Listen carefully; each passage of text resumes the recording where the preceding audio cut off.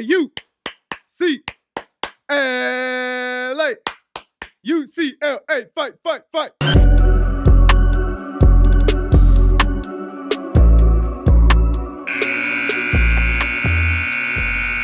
What's good, y'all? Appreciate y'all tuning in to another episode of Halftime with Dizzy, man. And if you didn't know, it's a great day to be alive and be a Bruin. I said it's a great day to be alive and be a Bruin. It's a great day to be alive and be a Bruin. I said it's a great day to be alive and be a Bruin. A one, two, three, four.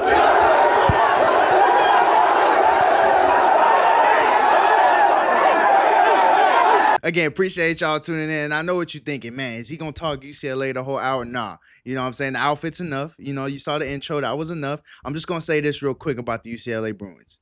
We may get our asses whooped by UNLV. We may lose to New Mexico. But you bet your candy ass, when a top 5 team comes into the Rose Bowl in front of millions, There are literally millions. we whooping their ass, and we not just stopping there. Ohio State, Oregon, any top 5 team that stands in our way, they getting their ass whooped. And if you want the fade after the game, you can catch it. And that's not a threat. It's a promise. Let's get into the game plan for today's episode, man. I don't have much, all right? I don't have much. I just want to gloat about the UCLA Bruins.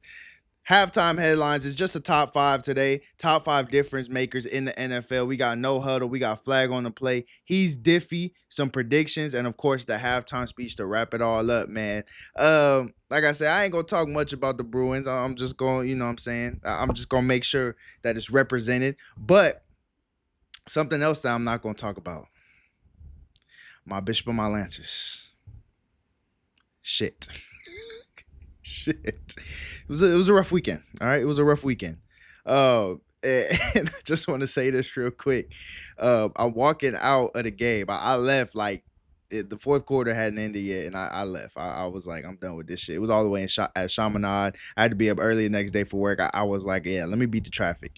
And as I'm walking out, mom from Bishop Amat, she stops me and she goes, "Oh no, you're gonna talk bad about us this week, aren't you?" I said, nah, man. I ain't gonna kick the squad while they down. You feel what I'm saying? They already know what they gotta, what went wrong, and what they gotta fix. There ain't nothing else for me to say. All right, let's get into the show, man.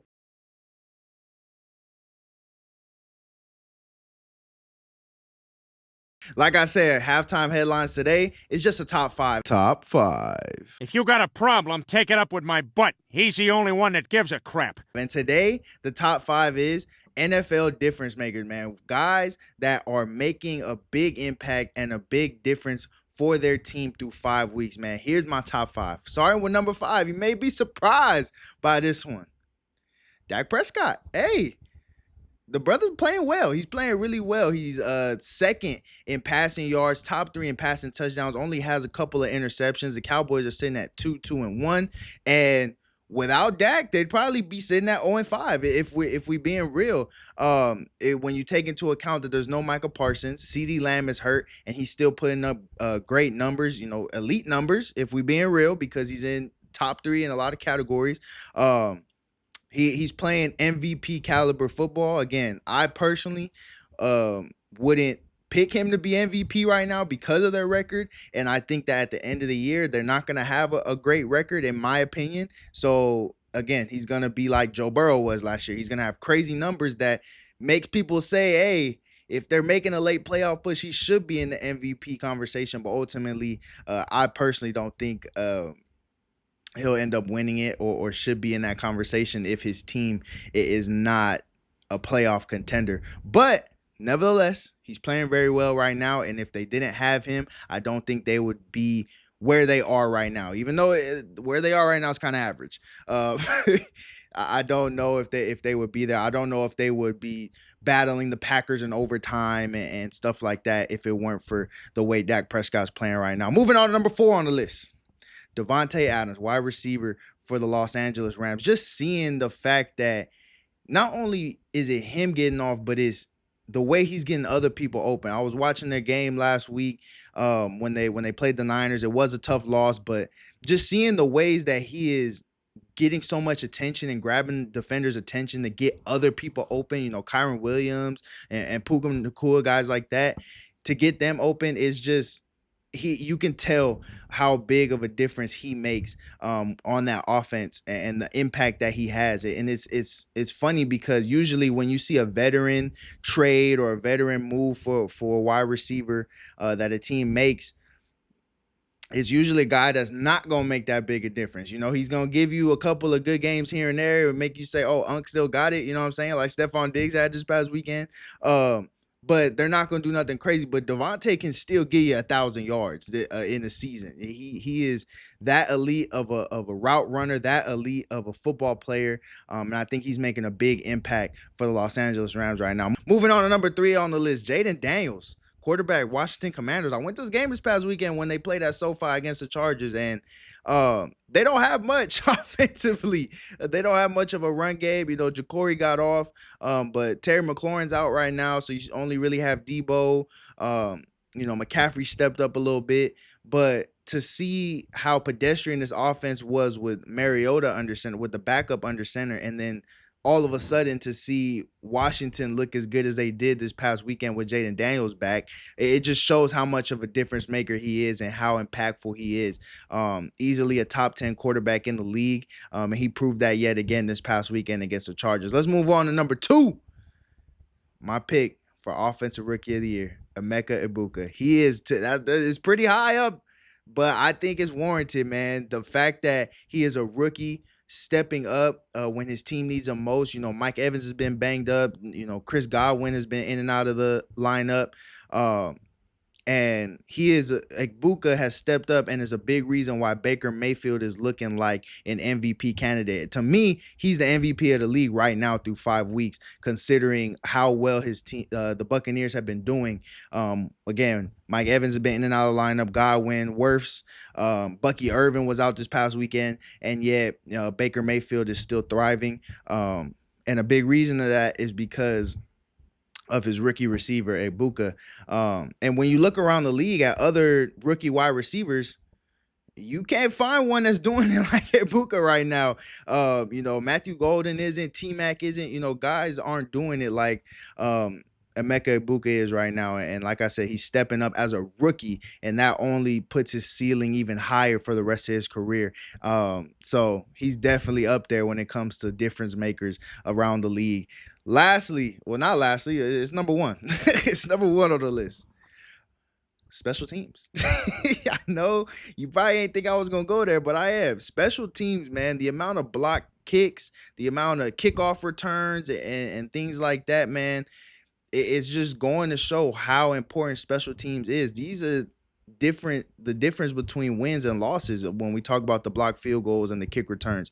And the reason why I wanted to bring this up, and I think it's such a big difference maker, the biggest difference maker in the league through 5 weeks, is because special teams is something that you don't see maximum effort. You don't see tons of attention being paid towards special teams, even as us as fans. You know what I'm saying? When do y'all go refill your drink and get another snack and scroll through Instagram? It's when it's special teams on the field, when it's a field goal or when it's a kickoff, a punt. That's when y'all are like, okay, let me see, what's going on in the DM, stuff like that. Let me go refill my drink. That's when it happens. But special teams is just as important as any other phase of the game. If you ask a head coach, if you ask a player, they're going to tell you that special teams is just as important as anything else. And the reason why these big plays are happening and big plays end up happening is because you have to pay such close attention to little details. You know what I'm saying? Like if you on PAT, if you are a wing and you don't step down and punch and then late hands to push out, the rusher off the edge, somebody getting through and gonna block that kick. If you on kickoff and you don't stay in your lane, you don't stay butt side, you know what I'm saying? You going all types of all over the field trying to just shed a block, you're gonna open up a gap and the returner gonna be in the end zone. You know what I'm saying? So it's those little details that allow big plays to happen on special teams. And through 5 weeks, when you see all the missed field goals, when you see all the blocked field goals that end up being game-winning plays. I think that's been the biggest difference maker in the first 5 weeks. Let me know what y'all think in the comments. We'll move on to No Huddle. Griffin, let's go! Let's go? We're going to overload their left side, force them to cover Tweeter one-on-one. And no huddles. What? I'll call the plays from the line. Defense will never know what hit them. No Huddle. Again, it's just things I see over the weekend, a quick topic for me to give a quick take on. And I'm going to start with someone who I've been reluctant to talk about all season because everyone in the world, every single weekend is talking about this guy, and that's Shedeur Sanders. Check this clip out of Bruce Arians talking about Shedeur Sanders. Why is the third quarterback getting interviewed? You got nothing to do with the game. Okay, it's all for media clicks. And, he's a heck of a personality, but the personality can't come out until you do something on the field. And, it's a big week for Dylan Gabriel and a big week for the Browns. I mean, making that transition for him even be available to the press. I don't know why he's doing it. I mean, you tell me. You know how that works. Is that the front office? Is that the comms team? Like, who's putting him out? So we're saying it's not really on him. We have to protect him. He's a young player. Yep. Why are we making him available? Exactly. To me, I mean, there's no sense to have him available. Whoever's running their media relations should turn that down. Thank you, Coach Arians. Thank you, man. Listen, every single post that is about Shedeur, you got people in the comments. Why are y'all interviewing him? Why? Oh, you don't see the other quarterbacks being interviewed. You don't see any other third string quarterback being interviewed. At the end of the day, clicks is money. Clicks is money. So you commenting, me even saying this right now is a reaction that is putting money in somebody else's pockets. And if that's what's gonna put money in people's pockets, of course they're gonna interview him every week. Of course they're gonna put cameras in his face because you guys think so highly of Shedeur. And listen, I don't even know anymore. I don't even know anymore if the guy can be an elite quarterback or not. I don't know. But everyone thinks so highly of him and thinks that he shouldn't be in the position that he's in. And so every time something is posted about him, it's, oh, put him in. Oh, Raiders trade for him. Oh, this, oh, that. It's so much, again, interaction and so many clicks over a guy that at the end of the day, he's not on the field. So if this is just easy money for these reporters and really for the Browns, so much attention is being on them every single week because people are wondering if Shedeur is going to get in. If that's the case, then of course they are going to interview him and be in his face and put him in the spotlight every single week because everyone keeps overreacting and everyone keeps making it such a huge deal that he is in the position that he's in. He's a third string quarterback. Get the fuck over it. Period. Get over it, man. Like, if he wants it hard enough, he's gonna work his ass off and he's gonna eventually get on the field and prove why he should have never been in the position that he's in. Until then, just let that man be. Stop overreacting to every single thing that is said, everything that is posted, because all you're doing is helping somebody else out, putting money in their pockets. You know what I'm saying? I want to move on to another fan base that likes to overreact a little bit. Raiders. I mean, talk about belt to fucking ass. 40-6 to Daniel Jones and the Colts. Damn, man. Damn. A few weeks ago, I was gonna give a take on here about the Raiders because I have gotten asked multiple times about them, but I just didn't end up putting it in the show. And I want to explain what that take would have been. I say past tense because shit, I don't know if there's any more hope for y'all. What that take was gonna be was that this year I think the Raiders could have been competitive. I thought that they would be competitive and that this would be a building piece, a building block, of a year of setting the foundation. I feel like the Raiders could have done with Pete Carroll what the Chargers did with Harbaugh, what the Broncos did with Sean Payton, bringing back a legendary coach, let them build a foundation in year 1, year 2, and then start building from there and now have a championship contender. Again, you see how the Chargers are right now. You see how the Broncos are right now. Those are championship contenders that in the first year of those head coaches being there, they weren't the greatest team, but they set a foundation. They saw what talented pieces to keep and to build around, and then they went from there. And I think the Raiders have that with Genty, with Bowers, with Crosby. There are some pieces there that you can build with and build around in years to come. And so that was going to be my take, that, be patient, but I can see why y'all not patient though. Why y'all can't be patient? Geno Smith, holy shit. Holy shit. You know what Geno Smith? Geno Smith is out there playing like a cheating husband, throwing balls to everybody except for who he's supposed to be throwing balls to. That's what Geno Smith playing like shit right now, man. And so, Raider fans, if you want to be optimistic, I'm going to say be patient, and we'll see what happens in the next offseason or two. But if you don't want to be patient, if you're taking it for what it is, then it might be time to start rooting for a new team. All right. Let's move on, man. Last topic on No Huddle. I'm going back to the quarterback talk, kind of what I talked about last week. But now, instead of talking about from college to NFL, I want to talk about from high school to college, okay?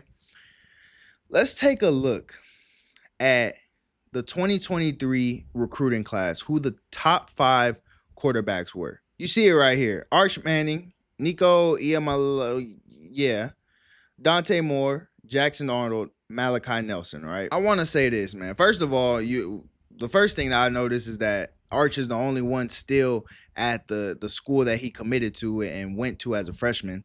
But these are guys that in high school you would have thought they are going to be top picks whenever their time is to be drafted, right? Again, man, like I said last week, we got to stop gassing people up, hyping people up because of the little highlights we see, looking at these BS ratings and 5-star rankings and all this stuff and thinking that they're about to be generational talents, the next all-time greats. The question that we need to start asking when looking at these high school recruits, who are they playing? That is the biggest question that I think needs to be asked about every single high school recruit that we think is about to be the next Tom Brady and Deion Sanders and Lawrence Taylor and all this shit. Who are they playing? Okay, let's take 2 of those quarterbacks I just mentioned, for instance, because I watch them play. They're from, Southern California, so I know about their school and the competition they were playing. Let's take them 2, for example, and that's Nico and that's Malachi Nelson. Let's start with Nico. Warren High School. That's where he went. Warren High School. If my Bishop or my Lancers, who are 3-3 right now, got to play Warren High School every week and the competition that Warren High School plays every week, they'd be 6-0. Okay? And nothing about the Bishop or my Lancers right now say 6-0. Okay? That's how bad Warren and who they played, not only when Nico was there, but prior to, I didn't even know who the fuck Warren was before Nico got there. Nico obviously goes viral and, he's, doing 7-on-7 in pajamas and all this shit. Looks like a great athlete, of course, but again, not playing nobody. And when he's on 7-on-7 circuits, him and his dad are recruiting the best players from all over the country to come play on his team and then beat up on teams that suck. So, how can we look at that and automatically say he's about to be some all-time great, which he had an all-time great performance this past weekend, which I will get into, all right? And I'm thankful for that, all right? But let's call it what it is. Maybe he shouldn't have been gassed up the way that he was, because who was he playing? He did decent. In Nico's defense, he did do solid work at Tennessee. But prior to this past weekend, he ain't done shit for UCLA, okay? Moving on to Malachi Nelson, Los Alamitos. Also ass. Also plays ass schools. And the one time that he did play a good school in modern day, when Malachi was at Los Alamitos, they got their ass whooped. And USC fans, you'll appreciate this. Guess who Malachi had to throw the ball to? Makai Lemon. Guess who, if I got any Texas fans, guess who Malachi had at one point to throw the ball to? DeAndre Moore, okay? I don't know why I wanted to say Diamador. That's old boy for the Niners. But DeAndre Moore was one of his receivers. And so, again, he had all-time great talent with him playing against nobodies. Of course he's going to look like fucking Caleb Williams, Patrick Mahomes, all these guys that people were comparing him to back in high school. So, and I don't know much about Louisiana high school football, but if you go back and look at Arch Manning's highlights, it looked like a lot of Arch has the best guys in the state and he's playing against the worst guys in the state. So again, we got to start finding ways to better assess these guys coming out of high school, because then we make them 5 stars and we make them go viral and we say this and say that about them. And then they end up playing for Texas. They end up playing for USC or, whoever else, and they suck. And we sit there and say, oh, well, how the hell did he even get here? Okay, it's because we sit here and gas them up and we sit there and act like they're going to be Hall of Famers when really they're playing against ass competition, and that's why they look so good. So we got to start better assessing, the way we look at talent and stuff like that. Let's move on to flag on the play. Flag on the play. They wind up losing 14 yards. How about from now on you call a fair game? How's that sound? Sounds good. Okay. Wet Willie. First up on flag on the play, man, Drew Aller, quarterback for Penn State, wasn't too happy after losing to the UCLA Bruins. And you know what doesn't cheer him up? Dumbass questions from reporters. Take a look at this clip. Are you guys still in the hunt for the playoffs? What do you think? I don't know. Yes. As someone who does interviews and does go out and try to gain information and learn new things from people when I ask questions, whether it be on this channel or even be off camera, I hate, and I mean hate, dumb questions from reporters, from the media. How do you feel after losing? How do you think? And again, I don't necessarily like when people pull this card on TV and stuff like this, but sometimes it's warranted. Those people never played football, never played a competitive sport, because if you have, then you would know. It feels pretty shitty after losing, especially to someone that you shouldn't be losing to. It feels pretty shitty. And what makes it even shittier is when you got to answer to dumbass questions afterwards. Babe, how do you feel? Come on, bro. I just lost. I don't feel good. Okay, I don't feel good. I hate when reporters, girlfriend, whoever. I hate when dumb questions are asked, especially after a tough loss. Let's move on to what's next on flag on the play. Sierra Canyon versus Sarah. This one got viral. Check out what happened in their game this past weekend.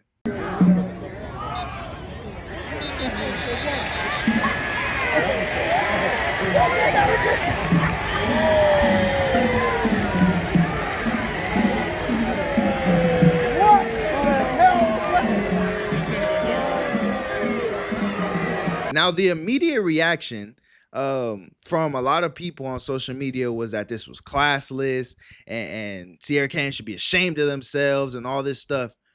But then this video started surfacing online. Chased down the middle of the field, made a 360 turn and kept on going. First down at the 24. There is a player down for Sarah. I'm going to be honest. I didn't need to see that video. I'm glad Sierra Canyon did what they did. Because when it comes to Sarah, fuck them.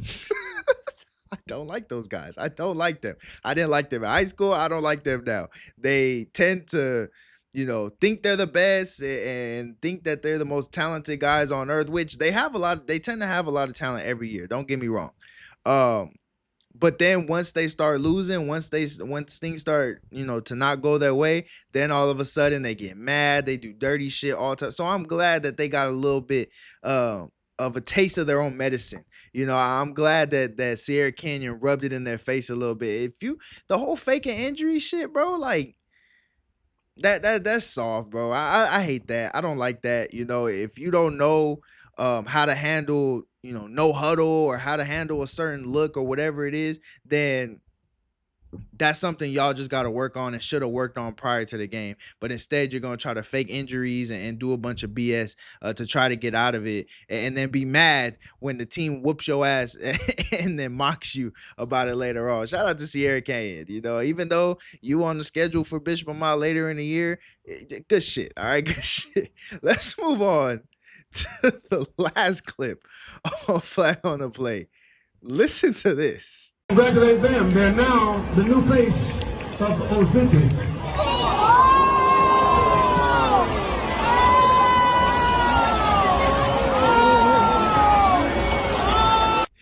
Hey, man, as someone that's trying to lose weight right now, that shit's hilarious. That shit was hilarious.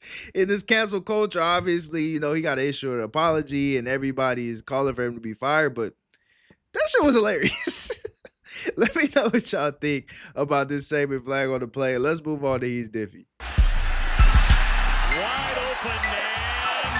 A flick into the end zone by Jerome Simpson. Oh, goodness. First up on He's Diffie, man, someone that I've been wanting to talk about for the last few weeks, man, because when it comes to NAIA football, there ain't anybody that's as different as this dude right here. Darius Haskins, wide receiver for the Rocky Mountain College Ballin Bears, man. He balled out this past weekend. Frontier Conference Special Teams Player of the Week. Had, I think it was over 180 all-purpose yards. But really, all season, he's just been going nuts. Let's take a quick look at his numbers, man. Through 5 games, 30 receptions, 605 receiving yards, and 7 touchdowns. Bro is just going crazy right now. Shout out to my dog, Darius Haskins, man. And if you're wondering, if you watched last week and you're wondering, hey, didn't you say if Rocky won, you change the sticker on your helmet? I forgot, okay? I forgot. But shout out to my Rattling Battling Bears who got the big W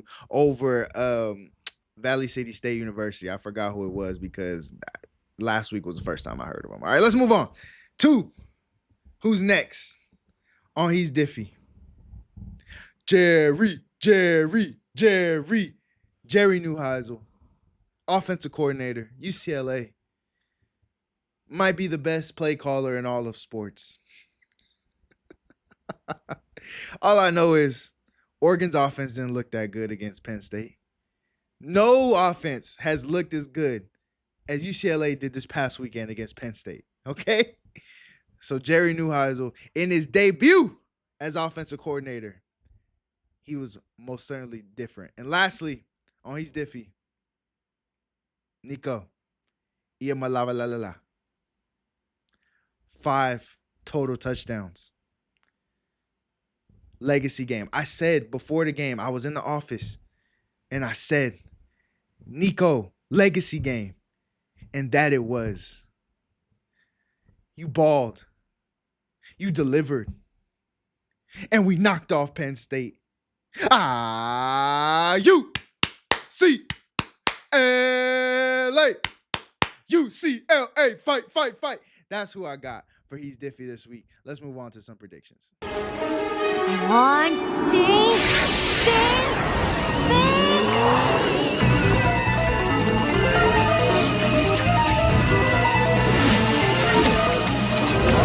Predictions, man. Let's get right into it. Only got a couple college games and a few NFL ones, man. Let's start with number 7, Indiana, going down to take on the 3rd best team in the country, the Oregon Ducks. I'm going to take Oregon to win this game.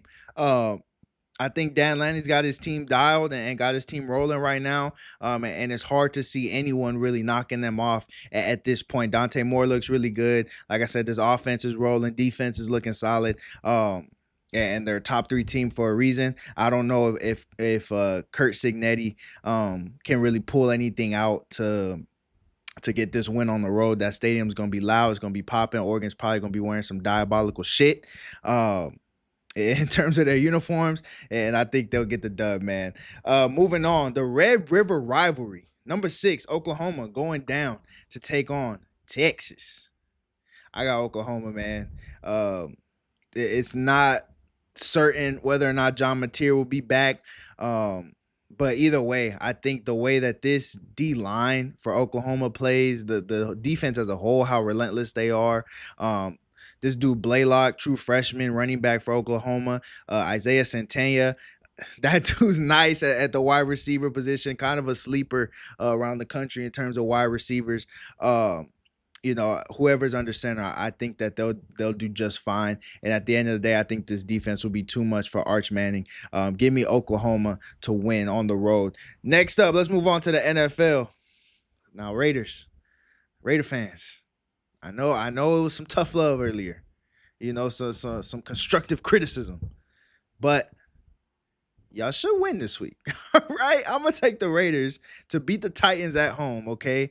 And if you don't win this week, shit. I don't know what to tell you. All hope, it probably is lost, okay? Let's move on. Who I got next on here? Cardinals going down to Indy to take on the Colts. I got the Colts, man. The Cardinals, I was telling people, I might say that on this show, but I know I told a couple people recently, I'm not a Kyler believer. Marvin Harrison Jr., I mean, he can probably only catch it when 30 dudes are on him. But if it's wide open pass over the middle, he gonna drop it. So the way the Colts are looking with Daniel Jones, Shane Steichen's got the offense looking good. Jonathan Taylor's rolling. This defense is flying around making plays. I'm going to take the Colts to win this game at home. Next up, 49ers. Big win over the Rams last week. They're going to take on the Bucs on the road. You don't know who I'm going with. The fucking Buccaneers. You know what I'm saying? The fucking Buccaneers. Baker Mayfield, he going to get in that bag again. Ibuka, I think he scored in every single game so far this year. So why not keep it rolling? That's my offensive rookie of the year. Give me the Bucs to win at home. Lastly, the Lions heading down to KC to take on the Chiefs. Woo. See, here's where it gets tricky for me. Last time I picked the Ravens over the Lions won. Last time I picked the Ravens over the Chiefs won. So, who am I gonna go with this time? Fuck it. Let's go with the Lions. Fuck it. Let's go with the Lions. Let me get the Lions to win on the road, man. The way Montgomery and Gibbs are looking, Amon-Ra's looking tough right now with Jared Goff under center. This defense with Aiden Hutchinson, it's not too shabby, okay? I think that if they can limit the explosive plays from Mahomes and Xavier Worthy, I think they'll be all right. I'm going to take the Lions to win this game on the road. Those are my predictions for the week. Let me know what y'all think. Let me know what games y'all are watching closely, and let's move on to the halftime speech. The Cinderella story is over, man. Right? They're fighting for clicks, we're fighting for wins. There's a difference, right? There's a difference. I'm hurt, dog. Don't ask me if I'm all right. Hell no. Joaquin said dominate, and we not doing it. I'm putting my heart in this dog. Let's go, man. Let's go, baby. Let's go. Lord, just look inside your heart and find out who you really are. Make sure you look at your teammate today and you come out and you give pure hell today. This team ain't ready for us. Let's prove that they ain't ready for us. Oh, get in here. Let's go. Get in here right now. Get in here. Hey, we got 30 minutes for the rest of our lives. 30 minutes for the rest of our lives. Halftime speech, you already know what it is, man. A little nugget help you get through the rest of your day, week, month, year, wherever you at in life, man. I'm just hoping I could say something that'll spark a fire under your ass and push you through whatever it is that you're going through, man. And my speech for today, always believe, man. Just always believe. Things can be rough, things can be tough, but if you have that faith, if you have that belief, and you continue to work hard, just about anything is possible. You know what I'm saying? You can be at rock bottom, you could be broke, you can be, no hoes, I don't know, whatever it is, man. If you just believe, you can make some stuff happen, man. You can be 0-4. Lost to UNLV, to New Mexico, Northwestern, Utah. Not have no fucking fans in the stands. Just everything looking hopeless. Fire your coach. Have a new OC. Have players that just don't look like they want to play. And still, because you believe, you can knock off Penn State.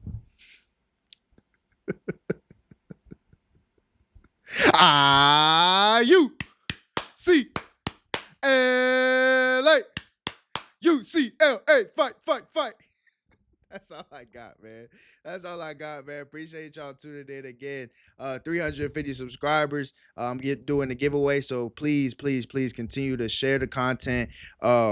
If you know any UCLA fans, I think this is the perfect video to send out to them. Share the content, man. Continue to like, continue to subscribe, continue to interact, and shoot out ideas to me, man. If there's anything that you see over the weekend, at the end of the day, if you couldn't tell already, I don't see everything. You know what I'm saying? I can't see everything. I can't cover every single thing. So if there's anything in particular that you want to hear about, that you want to hear my take or my breakdown or whatever it is, or you want me to make a joke about whatever, make sure to shoot me a text, drop a comment, whatever it is. And I would definitely talk about it on this show, man. And yeah, I think that's pretty much it. As of right now, I don't have no plans in terms of a pregame interview this week. I'm starting to think, a nigga might have a curse on him or something, because I interview somebody and then them motherfuckers go out and lose. So I don't know. Hey, but on that note, the only team that don't, the Rolling Raiders. Hey, so shout out to y'all. You know what I'm saying? I went down to y'all practice, interview, head coach, everything, and y'all still undefeated. You know what I'm saying? But I interview Coach Miner and Alma gets their ass whooped. I interview Isaiah Arriaza, quarterback for Damien. They lose to Rancho, who was 1-4 at the time. I don't know. I don't know what's going on right now, but I'm just keep doing me. I'm just keep doing me. If there's any high schoolers watching, or if you got a family member, son, friend, whatever, that's a high schooler that's in the area, that would love to be interviewed before a big game this week, holla at your boy. You know what I'm saying? I'll definitely make the trip if I'm able to. But yeah. That's about it. All I got. I'm gonna be at Alma versus Notre Dame this week. Yeah, that's all I got, man. Stay tuned. I'm gonna have another video for you real soon.